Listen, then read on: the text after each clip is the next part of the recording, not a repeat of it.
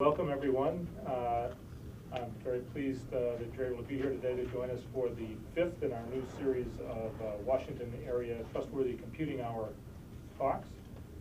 It gives me great pleasure today to introduce someone I've known for a long time and who's been, I can't think of anyone who's been a more forceful advocate for research in this field within the government, or outside of the government as far as that goes, than our speaker today, who's Dr. Doug Maughan from the Department of Homeland Security. He's worked at the National Security Agency originally, and then DARPA, was an active program manager there for several years, funding a lot of innovative research and working very hard to see that research also try to make it over the as I've seen it put it many times, valley of death into the actual operational systems. He then has gone to the Department of Homeland Security, where he's been building an increasingly large program, which is about to make a bunch of awards very shortly, that I'm sure will continue to move the field ahead.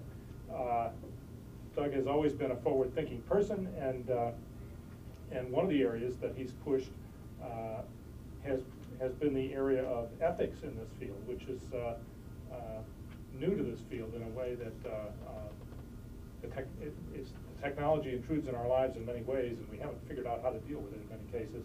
And dealing with it from the research standpoint is a significant problem that I think crosses, as this symposium series is intended to do, crosses the boundaries from technology to social and behavioral and economic issues. He's been very active in trying to develop guidelines for researchers to follow in this area. And that's, I think, the focus of this morning's talk. So please join me in welcoming Doug Maughan.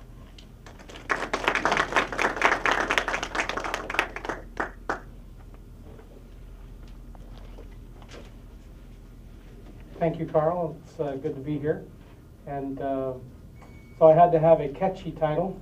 So that's my catchy title, which is, so what if you take over botnet? I'm actually not going to spend much time talking about botnets. What I am going to talk about is the current state of ethics in what we call information and communications technology research. As Carl said, this has been fairly new. We've been pushing this down the field a couple of years now, and I'm going to give you a little bit of a background and a case study I'll walk you through and go from there. So this all started in 2004 when I went to the Department of Homeland Security. Those of you that are in research, your program managers, office directors, whatever, your researchers are always telling you they can always use more data. Data is the thing they can never get enough of. So at DHS, we initiated a program called Predict, where we're out actually collecting conservative network traffic data and making it available through a legal framework to the research community. Well, as we have seen the field of cybersecurity go forward, where it used to be worms and viruses, and now it's botnets and malware, and we're seeing behavioral changes in the researchers, and so it has kind of spun out of this program to kind of a life of its own at the moment. So a couple of real quick definitions, right? Field of ethics or moral philosophy involves systematizing, defending, and recommending right and wrong behavior concepts. I'm by no means an ethicist in any way. Some of you may be, but it's really about morals and guiding principles. And I think you'll see, and some of you probably already know and agree, that certainly in the field of information and communications technology research, we don't have many guiding principles. We do have researchers taking over botnets to do their research. Okay, so the other confusion that people have is that ethics equals law, and it doesn't. And this is another key piece: is in addition to doing ethics side of things, you still have to worry about the legal side of things. So laws are published, generally acceptable, and enforceable. And usually in the case of ethics, that's not always true. We don't necessarily bring someone in as a law enforcement officer because you were unethical.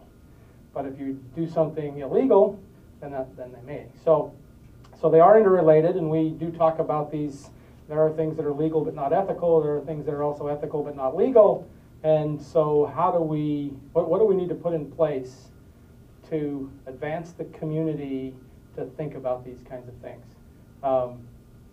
In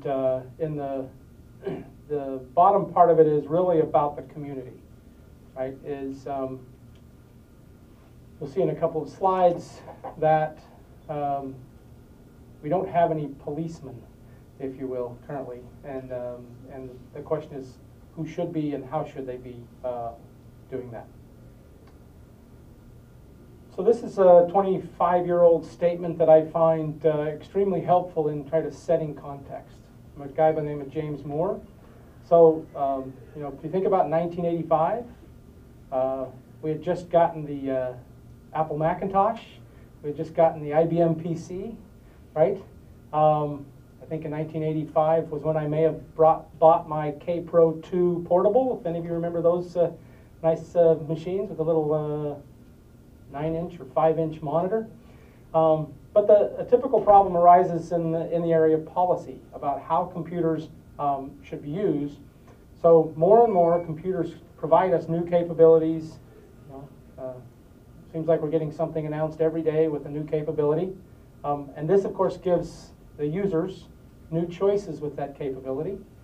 And often what happens is that there are no policies for conduct in these situations, or those that are there are inadequate. And so I think if you look at the policy space, it is always behind the technology space, and the legal space is always behind the technology space. And the real question in the area of computer ethics is to try to determine what we should do, even though we don't have necessarily the legal and or ethical frameworks to support us. And so that's where we're trying to go here. So there are some existing standards in the area of ethical codes. There's, of course, ACM and IEEE, which I'll talk about a little bit. I'll spend some time refreshing. How many of you are familiar with the Belmont Report? So 5 of you, 6 of you. I'll talk about the Belmont, and some of you are probably familiar with IRBs and what is called the 45 CFR 46, which is the guiding standard in the community. There are other rules of engagement. Of course, in the military we have rules of armed conflict. Some work by Dave Dietrich, some of you may know him from the University of Washington, in a framework for active response. And there are other universities, corporations, whatever. Everybody has their various codes of conduct. In this case, so IEEE, their code of conduct commits members to the highest ethical and professional conduct. So those of you that are members of IEEE, you agree to avoid conflicts of interest, be honest, engage in responsible decision-making, and accept criticism of your work. So pretty high-level statements about behavior and what's acceptable. Similar from the ACM, contribute to society, human well-being, those kinds of things. There are other professional codes, and really focus on some areas which you'll see this as we go through the talk about what is and isn't considered good conduct, but doing good, avoiding harm, being honest, being fair, and privacy. And those are some leading questions, and I'll pose some questions to you, so this is not just going to be a talk. This will be a discussion at some point where I'm going to ask some questions, and we'll see if anybody's ethical here or not ethical. Okay. The second, so this is one, IEEE ACM. The next one is something called the Belmont Report. So the Belmont Report was produced in 1979. It officially titled Ethical Principles and Guidelines for Protection of Human Subjects of Research. If you remember the 70s, very early in the 70s, where a lot of the medical experiments that went awry happened, and it took the government essentially 5 years. They started in 1974 and finally produced this document in 1979 to guide the medical research community. It also caused the creation of IRBs initially. But the Belmont Report really talks about 3 main areas. Respect for persons, So this is talking about how we treat people, that they, things like consent to be in an experiment in the medical community. So there were medical experiments back in those days where they didn't get the consent of the person to be in the experiment, didn't tell them what their experiment was. So this gets us into beneficence. So the structure or the status here is do no harm, do good, and try to maximize benefits to not only the individuals participating, but to the general populace, while minimizing the harms associated with those experiments, whatever they might be. And the third is the term justice, which is equal share. So if I participate in an experiment and Carl doesn't, we each have it's a fair deal that I get benefits, as does he, or my harms are no worse than his if he didn't participate in the experiment. And so it's a matter of fairness of procedures and the outcome in selecting subjects as well. So the goal here is to try to, in the world of sampling and surveys and things like that, it's not always the same person.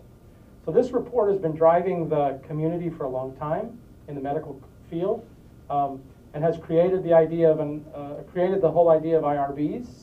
I'm going to make the assumption everybody's familiar with an IRB, but essentially their job is protecting human subjects, looking at things like consent, vulnerable populations. There are still in the medical field, certainly there are experiments that happen today that are looking at vulnerable populations, privacy and confidentiality, and then deception. So in the medical field, you can still do deceptive experiments. So certainly in the ICTR field, we have numerous worked cases already of deceptive experiments that may or may not have been ethical. But the question is, should the IRB review? So for the last 30 years, IRBs have been focused on purely medical research. So should the IRBs consider network security research? Anybody here that thinks they shouldn't? Okay, good. We have an agreeable crowd. Okay.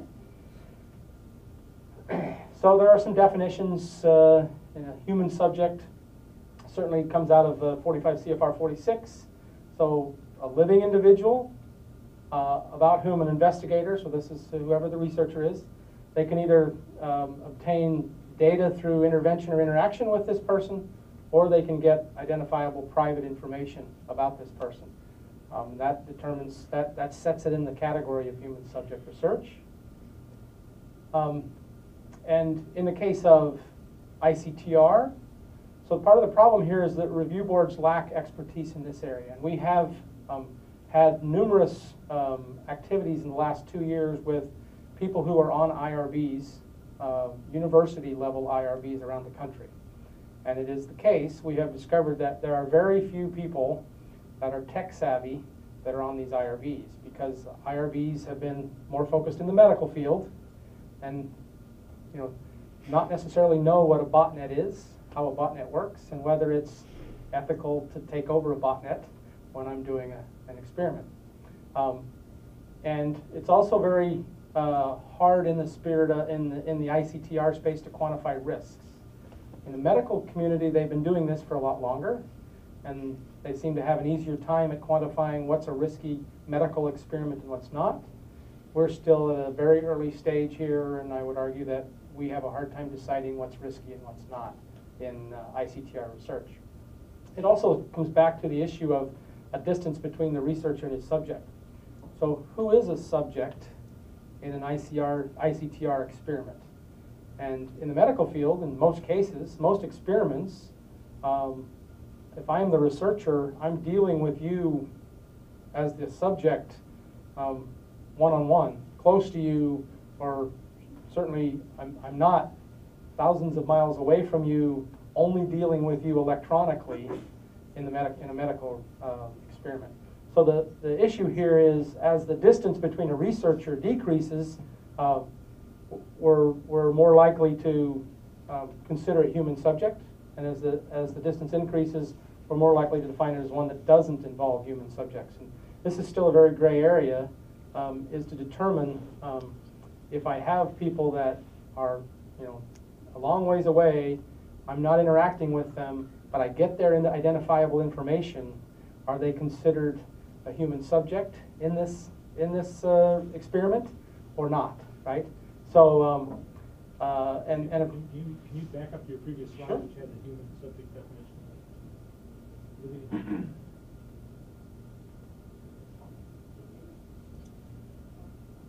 So let me ask you a question.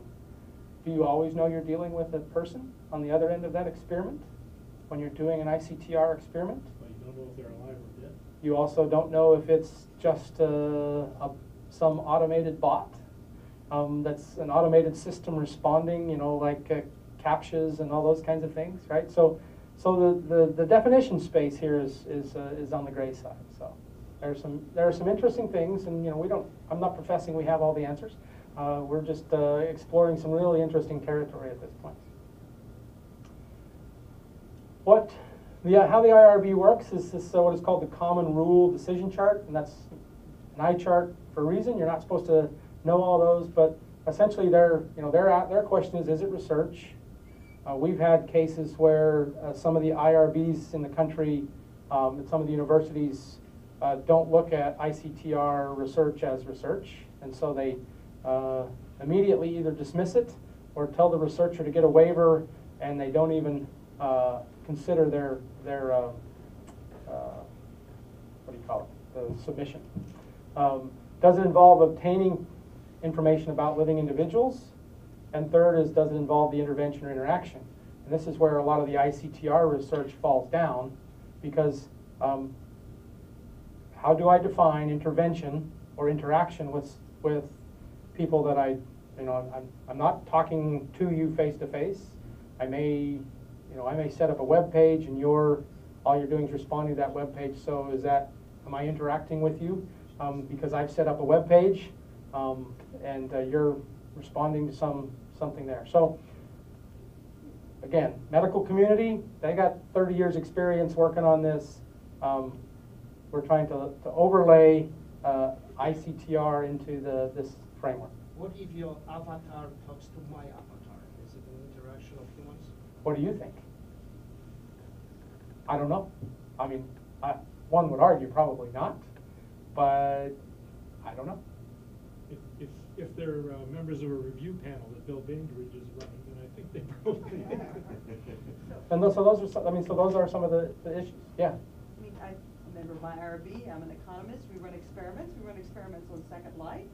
Those are interactions, no question. There's a person on the other side. And They go through IRBs. I mean, they don't go Are you sure it's through. a person on the other side, or it's not just a script? It's some probability, it could be a script, but with a higher probability it's a person. Right. And they do not go through the medical IRB, we go through the social science IRB. So it sounds like your folks are all trying to deal with the medical IRB? so there are many universities that only have one IRB. They don't have a social sciences IRB. So we usually have medical and then all non-medicals. And that's not always the case. And in fact, are you affiliated with NSF, or are you Yes. affiliated? Okay. So where did UT Dallas. UT Dallas. So that's abnormal to have two IRBs. We haven't seen that many. I disagree. Okay. I think most universities have multiple IRBs. Okay. I think it's abnormal if there's one. So I'll take that. Our experience has been most of the IRBs that we have talked to don't have people there that are the computer tech savvy folks and don't know how to deal with these questions of ICTR research, human subject or not human subject. And we've had two of the people that have been involved that have now, because of this issue, have now joined their university's IRB to try to help. It's an education process. We got to educate the IRBs and bring them up into the 21st century as well. So. But actually, just recently we had a case where a researcher was doing network stuff, and their IRB refused to give a waiver Because they probably didn't know enough and couldn't tell what the risks were. well, they said this is not something. This is not an experiment according to our definition. Yeah. and probably gave him no place else to go. Yeah. Right. Yeah, I mean, it is a problem across the country, and I think, you know, maybe some of the more advanced schools, the ones that do more, I don't know what the factor is there. But so, you know, what we've seen in the case of the existing standards is in the ICTR community, in, you know, kind of networking and security research, because this is so new, we really don't have what I would consider to be community values, shared community values and opinions about this. There's also the question of expertise, who serves on an IRB, and then the question is who's enforcing it. So according to 45 CFR 46 and the medical community, there are some enforcement points. Who's the enforcement point within the ICTR community? Is it still the IRB? There's been a lot of discussion that says program committees should be an enforcement point, and if there is unethical research papers that are being submitted into program committees, that the program committees should in fact have some way to not accept papers based on the fact that they're unethical. So that's another possible enforcement point, which would change a lot of the conferences and things that publish. There's, you know, should there be some other, you know, ACM, IEEE, somebody else? There's the question of should research agencies, so should DHS and NSF and DARPA be somehow an enforcement point, right? Which would change the way we do things today. I don't know about any of you, but I don't have any of our researchers required to submit an IRB application to DHS before they ever go do an experiment. Now they have to do, you know, they have to tell us what they're doing in the proposal, and as we look at the proposals, if there's stuff there that's questionable, then that's certainly discussed, but they're not required to do an IRB. I don't know that, so this example of yours, do they submit it through NSF? Yeah. Okay. And we ask them to get their IRB. Right. If there's no humans involved because it's just computers. Right, but that was part of, is that a separate submission to you guys, or was that part of a proposal that was the original proposal? It was part of the original proposal. Okay. So the question is, if we're going to do human subjects research from an ICTR perspective, do we now start asking them to submit IRB approvals as part of their proposal submission? So we do. Okay, see, so we don't, right? So, or is there some other part of government? So if you look at the Belmont Report, it's administered out of HHS, you know, from the Health and Human Services perspective. So, you know, in the case of information communication technology, who in the government would be that central agency that is, you know, responsible for ICTR? Well, I mean, because every government agency is using information technology, right? So I'm not sure that. So there are some issues that are, you know, still out there, outstanding. So you can talk about network and security research. It's really, in, you know, a high-level definition, collection, use, and disclosure of information collected in some fashion via networks, via systems, hardware, software, and, you know, we've got all kinds of examples that have surfaced, phishing experiments, checking, you know, figuring out how, you know, how many of you click on a link, and it's a phishing attack, or botnets or honeypots, all of these types of things where we're doing data collection. We may not necessarily be interacting with the subject, so that's an issue. So there are some ethical issues, as I've mentioned, that poses some new questions, where the interaction is indirect. Technology is in the middle between the researcher and the subject. So how does that play? It's also very difficult to get informed consent. If that person is halfway around the world, how do I get their, you know, informed consent? Is clicking on a dialog box good enough for informed consent? Deception may be necessary.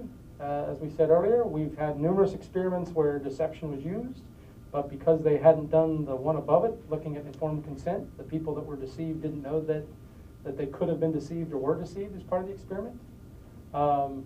there are, also this linkage of data between individuals and their behaviors, and you can engage with, numbers in the millions, or if you even look at data objects, a lot more. So these end up being issues for the research community. So we've gone through this process of talking about comparing ICTR and medical research and how are they alike. Certainly the issue of trying to identify subjects, that's a key piece. Worried about risk or harms to the subjects, and so it's about that. And the idea that our goal in the ICTR research would be to make sure that the subjects are beneficiaries of the results. There are things that they're not alike in any way. So in the case of research subjects, if you think about things like honeypots and botnets and things like that, researchers could be criminals, could be their tools. That's usually not the case in human subject research. And how do you deal with that? And it's also very, very difficult to tell who's on. The old saying is nobody knows you're a dog on the internet. It applies here, right?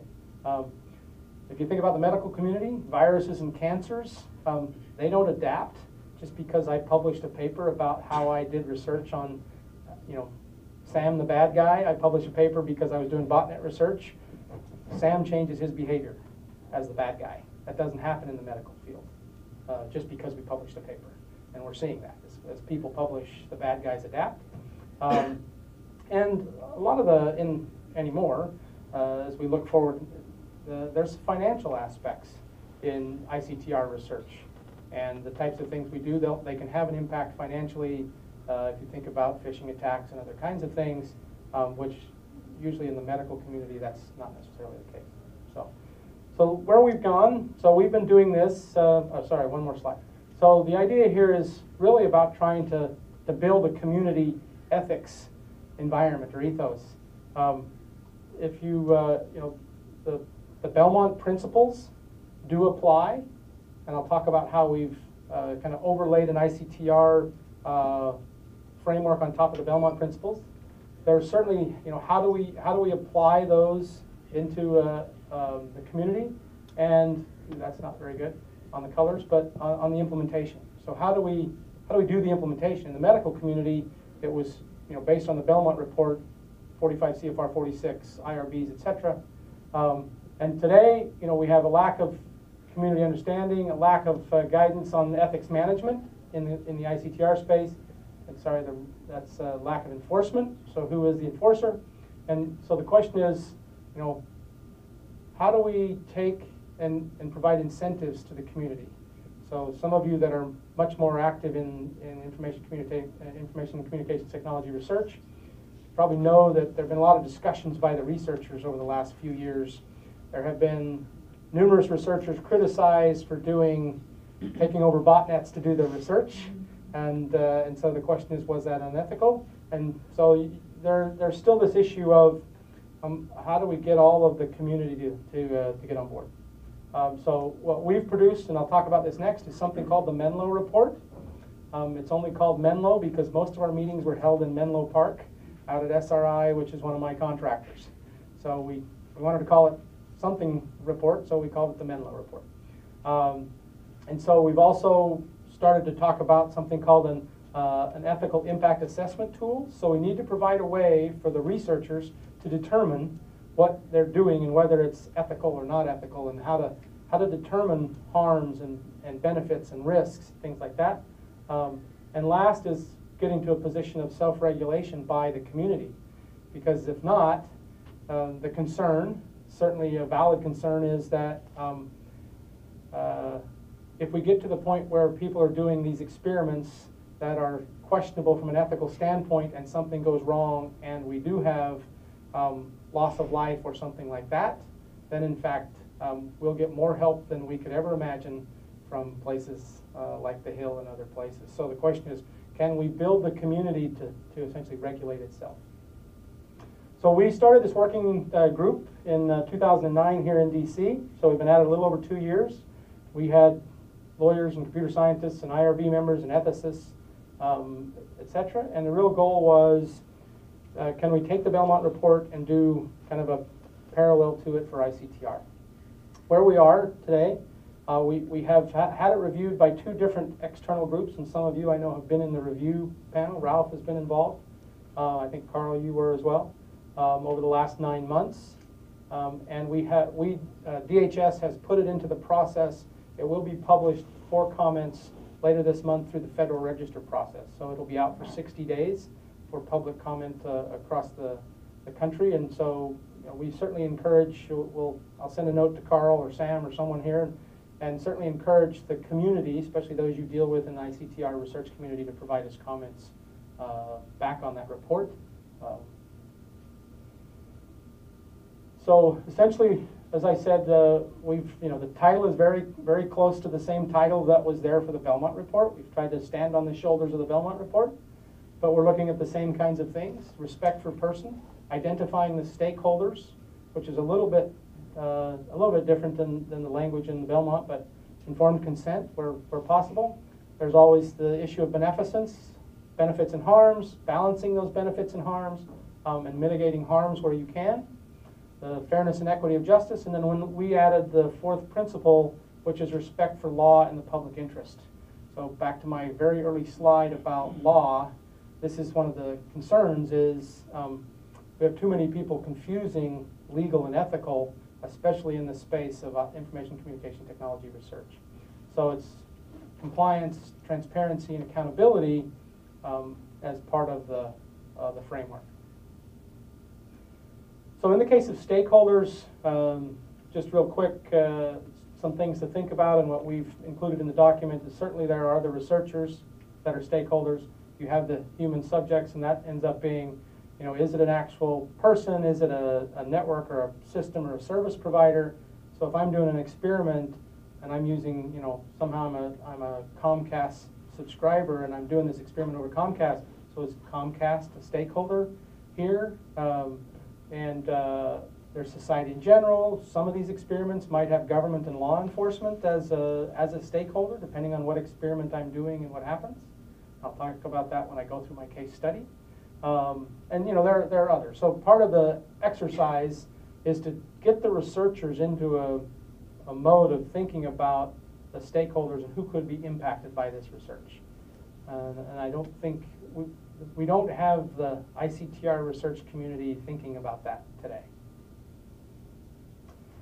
So there's a paper that's been done by some of the guys that work with us, Dietrich and Bailey and Dietrich, but kind of looking at 3 categories: primary, those who are ultimately affected; secondaries, who might be intermediaries in delivery of the benefits or harms; and then keys are those who can influence or support to the project. So try to do a differentiation stakeholder analysis. So some questions for us to think about. I'll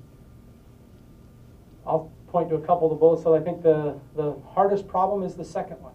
Can you identify the relationships between all of the stakeholders in terms of rights and responsibilities and actions and duties? So if I'm doing a fishing experiment, which is one of the good case examples that we have, one such done at the University of Indiana, where they there was questions about the ethics of it because of what they didn't tell the people that were being involved in the experiment. So can I identify all my stakeholders? What's the role of the university in this case? If the professor did the experiment, if they were all students, or if they weren't students and they were the general public, what information did they capture from everyone that took the cert, that did the experiment? So plenty of things to think about there. I think one of the other big ones is the bottom one, which is who owns the data, right? So if you think about the medical community, much more disciplined about the collection of information and the handling of information and who owns it, who stores it, whatever. I'm not sure we have that discipline in the ICT community yet, right? So and it's also if I'm doing something from a distance and I'm using a service provider, service providers under the Electronic Communications Privacy Act have roles that they can collect data, and so who owns the data, who controls it, who's authorized to use it? So some interesting questions to think about. I'm not going to go through every question, but just something for us to think about. Then there's beneficence, so first thing is do no harm. Second is minimize the harms if you can't. If there are harms, people are harmed, and try to maximize the benefits. So we don't have researchers that are, I don't believe, spending enough time thinking about the privacy issues associated with their experiments, or how does it impact a person that's involved. And on the social science side of it, more into emotional, financial, etc. So that's the idea there. Again, some questions here. Should our primary focus be on defensive operations, with research taking a back seat? So there's this tug of war a little bit on defense versus offense in some cases. Should aggressive actions be limited to only certain individuals? So there are some questions here for society to think about. What I want to do is walk through, so here's the last one I think is, we've started, this is certainly nothing that's done, it's not available, but we're working on something called an ethical impact assessment tool, EIA. It's really a tool to try to help the research community think about it. So, it combines the stakeholder analysis with questions that the researchers have to answer. So one of the things from a DHS side that we've been talking about is when we get this to a mature state, providing this when we put out solicitations, and so then they have to answer all the questions in the EIA tool in their proposal when they send their proposal back. Now that's not an IRB application, but it's certainly more than what we're doing today. So we, a couple of us published a paper as part of this was the first workshop on computer ethics and computer science research, Wexford. So I'm going to walk through a case study. The title of the case study is, we were looking for names, and so the story you're about to see is true, the name's been changed to protect the innocent. Or is it, this is a test of the emergency broadcast system, this is only a test? Or lastly, Ripley's, believe it or not, the slippery slope of botnets, malware, and vulnerabilities. Well, here we go. This is a synthetic case study taken from real parts, or parts of real actual cases. So researchers at the university begin a comprehensive study of botnet behavior with the goal of understanding technical, economic, social factors underlying botnets and how botnets work, how they're controlled, how they're used for what purposes. So of course, like any good researcher, the first thing they do is put together a test bed and plug that test bed into the internet with the intent of having the machines in that test bed become infected. That's okay. Up to that point, we're fine, right? So in collecting and analyzing samples, they indicate that the attackers try to determine if they're being watched.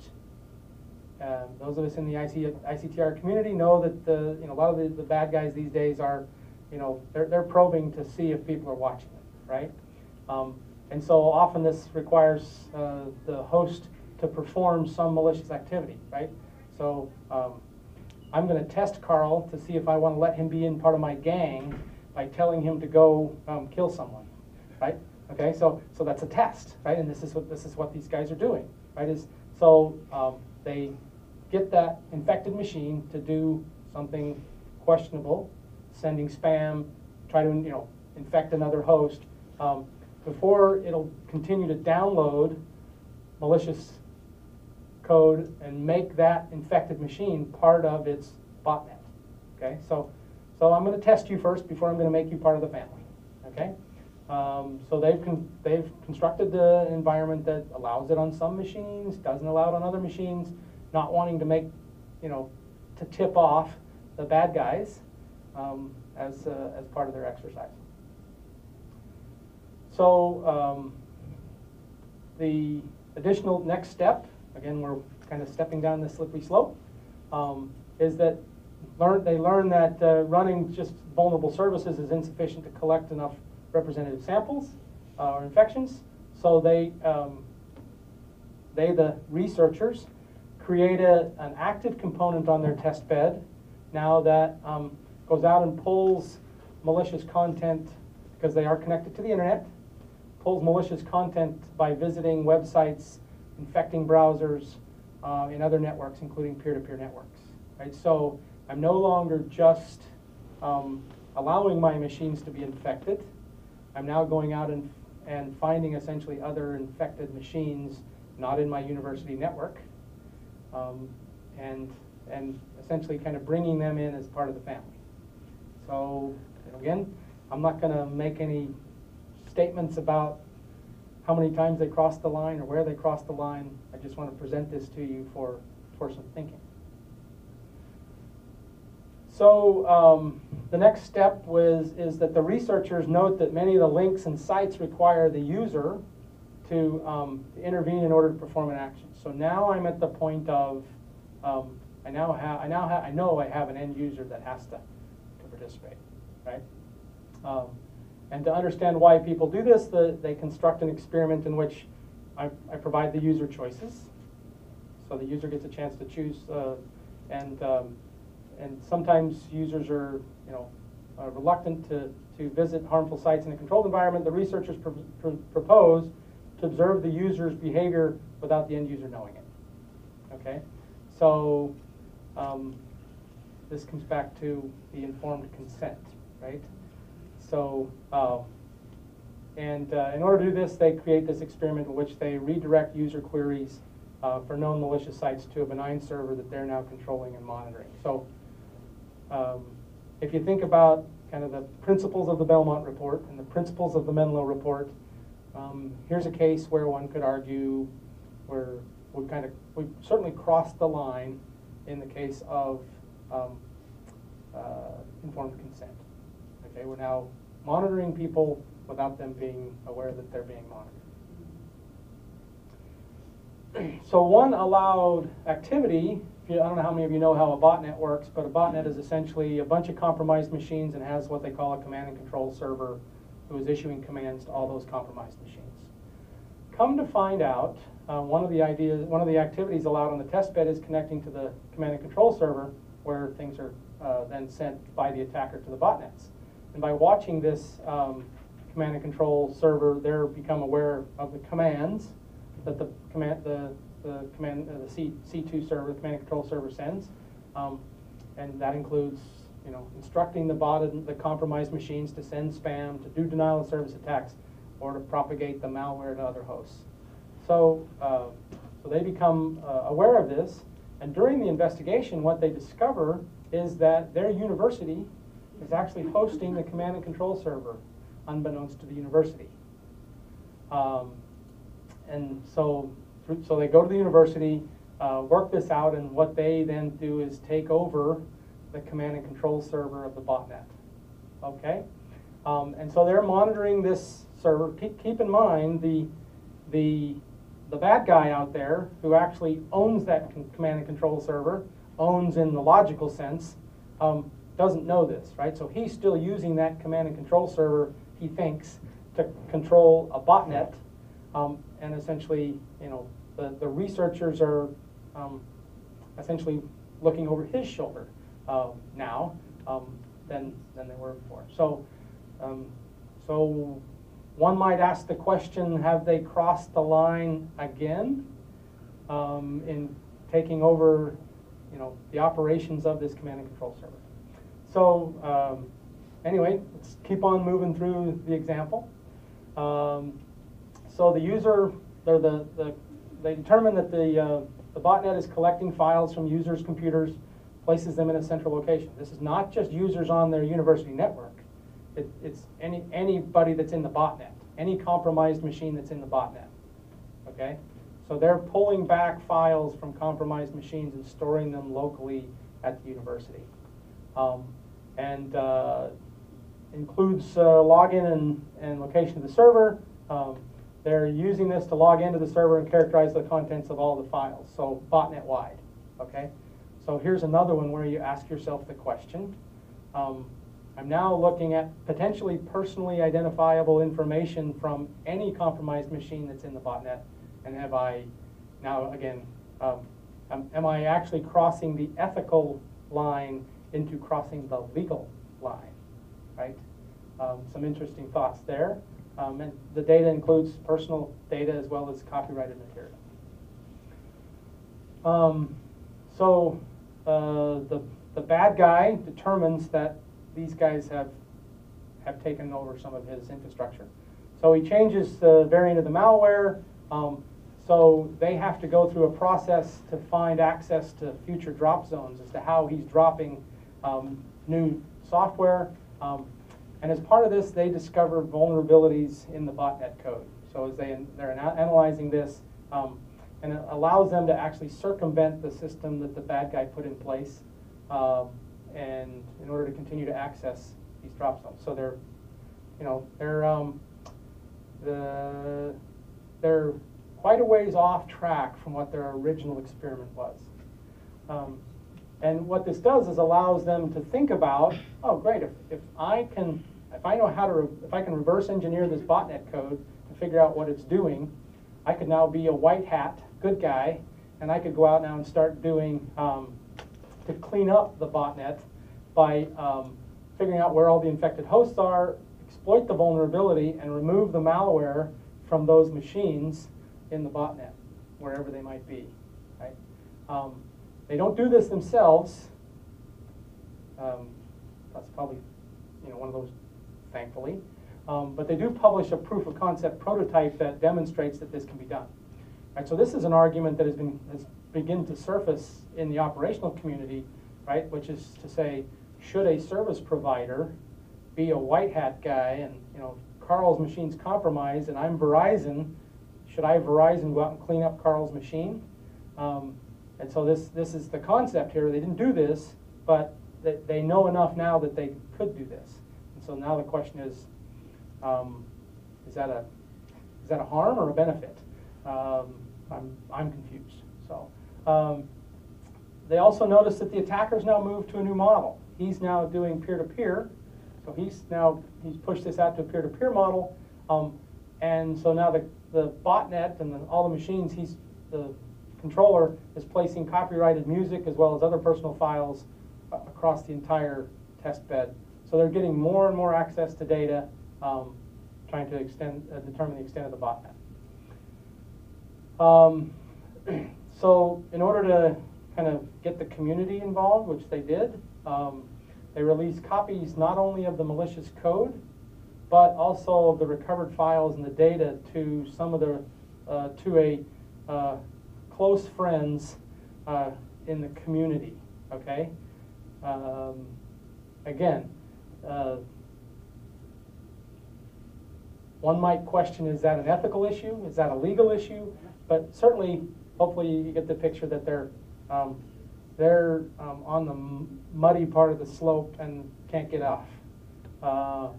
So the last thing here is the analysis of the malware family shows that the bad guys are getting smarter, and so they start thinking about, okay, how can I, this becomes the cat and mouse game between the researchers and the bad guys.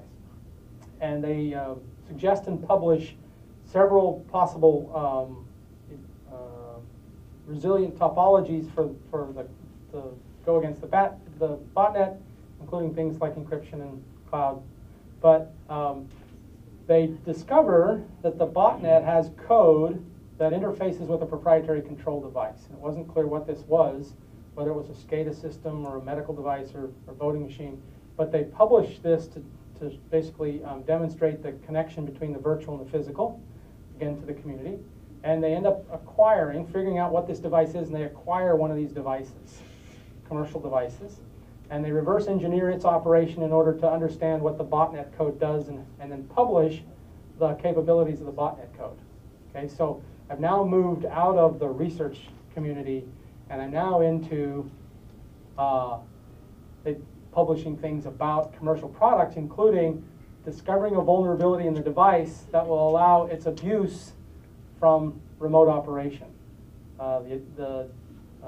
The operators don't respond, so the company is approached, and doesn't respond to the research community, and so the researchers publish the vulnerability. And so now you have to ask yourself the question, where am I on the ethical legal time or slider bar when I start doing this?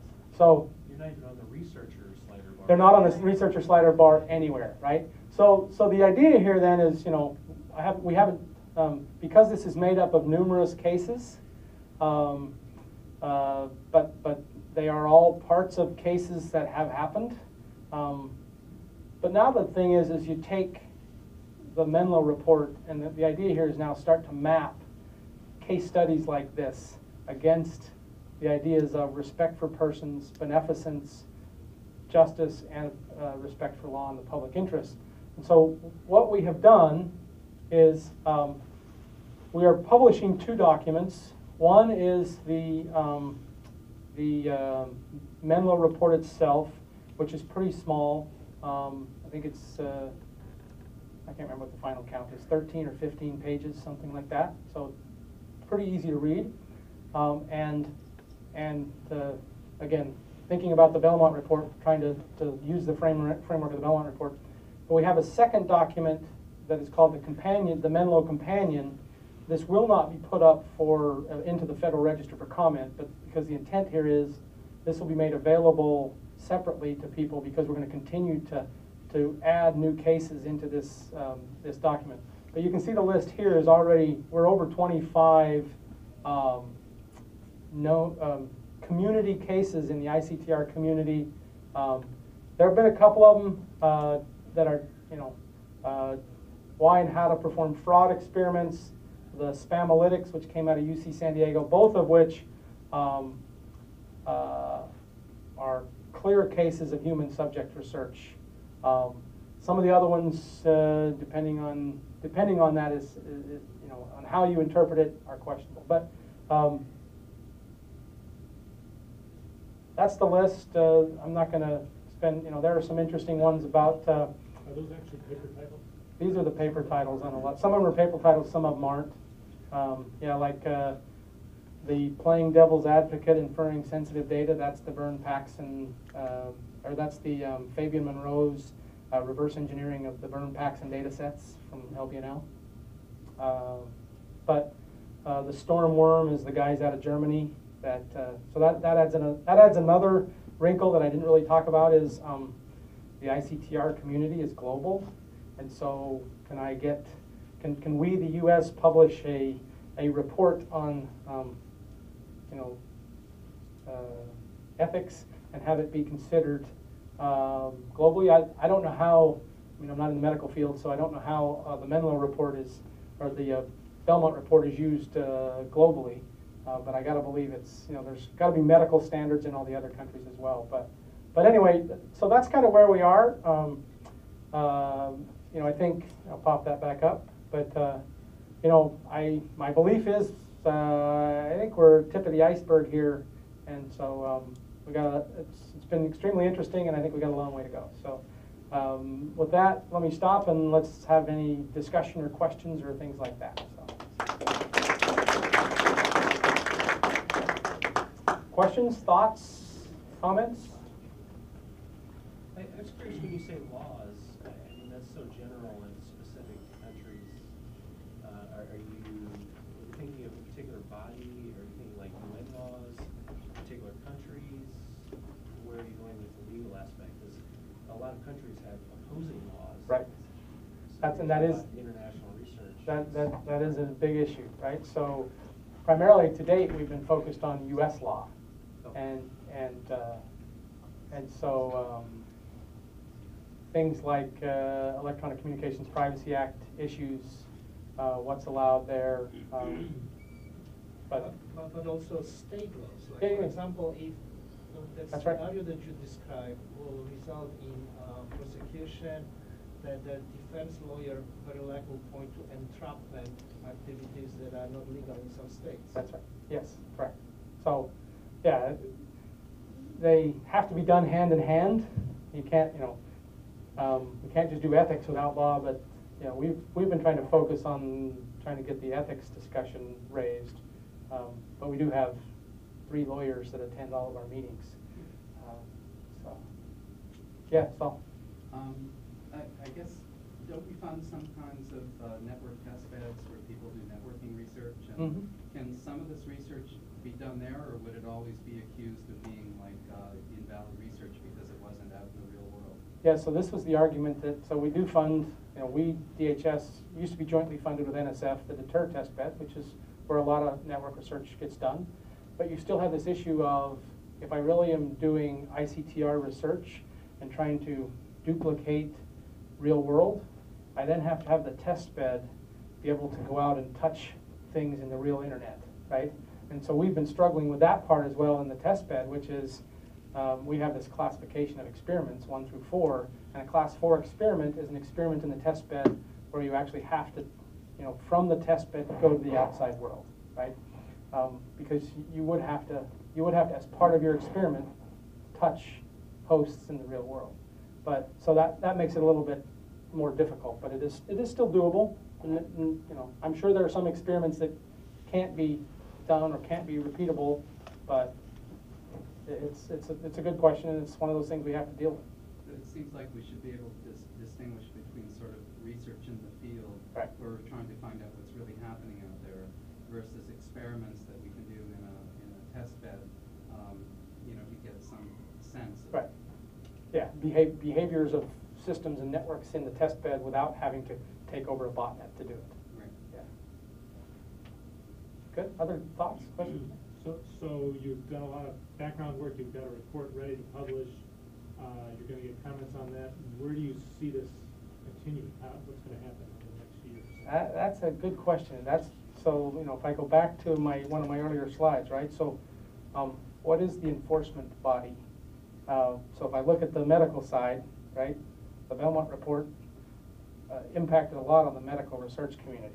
And so the question is, you know, we have had numerous conversations with people in the community that are absolutely against us publishing this report, and we have others who think it's the absolute right thing to do, right? And so it really comes down to how are we going to police, or who is going to police the ICT research community? Does it end up as a 45 CFR 46 type thing that in the medical community, Health and Human Services took over, and maybe here NSF takes over, or DHS, or I don't know. We don't have an answer. Where it's a little bit of a crystal ball there. I don't know. So, yeah, again, Saul.